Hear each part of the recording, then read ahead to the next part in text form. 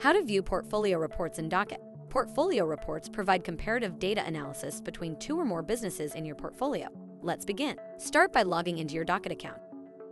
To access the Portfolio Reports feature, navigate to the dashboard and click on the drop-down menu at the portfolio level in the top left corner. From there, select Reports. Click on the portfolio report set in your account. The report will show a list of reports in your portfolio. Download consolidated portfolio reports. Click on Select Multiple Months.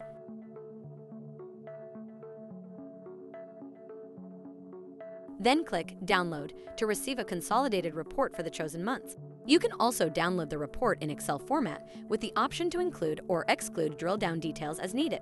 You will get the downloaded consolidated report and the Excel report, including and excluding the drill-down report from the Data Export option in the notification, and you will get the downloaded report in Excel format. And there you have it. You have now learned how to view portfolio reports in Docyt. Thanks for watching this video. Check out our How to Videos playlist to watch more videos like this.